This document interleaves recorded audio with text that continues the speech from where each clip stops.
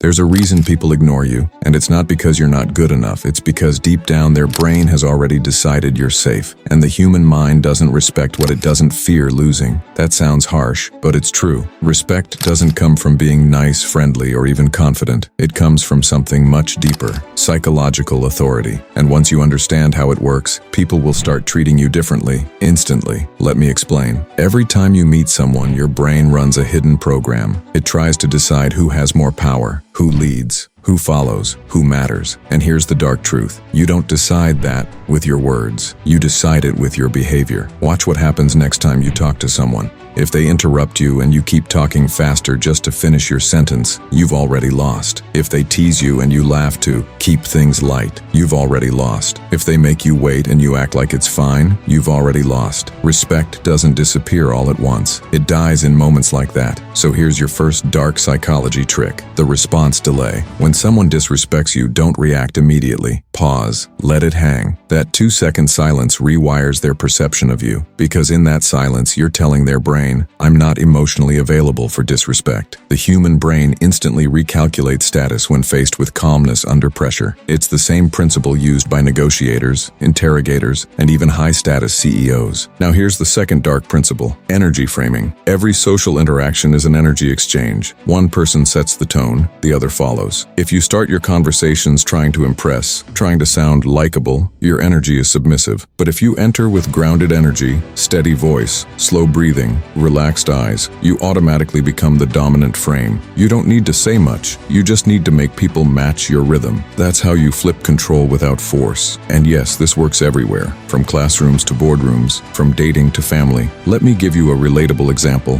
Think of that one friend who always takes their time replying to texts. You notice it, don't you? You might even get slightly irritated waiting, because their time feels valuable. Now think about the friend who replies instantly every time. You appreciate them, but you don't respect them the same way. That's the psychology of scarcity. We value what feels rare. We chase what we can't predict. That brings us to trick number 3, the mystery factor. People respect what they can't fully figure out. When you tell people everything, your plans, your problems, your emotions, you make yourself predictable. Predictability kills fascination. So start practicing emotional restraint. Don't share everything instantly. Let people wonder what's going on in your head. Curiosity is respect's twin brother. They always travel together. But here's something darker. Even if you do everything right, the pause, the control, the mystery, none of it will work if you don't believe you deserve respect. People subconsciously mirror your self-image. If you see yourself as someone who's trying to earn respect, they'll see you that way too. But when you see yourself as someone who naturally commands it, they'll feel it without you saying a word. This is called identity framing, and it's the most powerful dark psychology trick there is, because it doesn't just change how others see you, it changes how you see yourself. Let me give you a moment of truth here. Think about the last time someone disrespected you. You probably replayed it in your head 100 times, right? You thought about what you should have said, how you should have acted. That's your brain trying to reclaim lost status. But the real win isn't in revenge, it's in recalibration. You learn,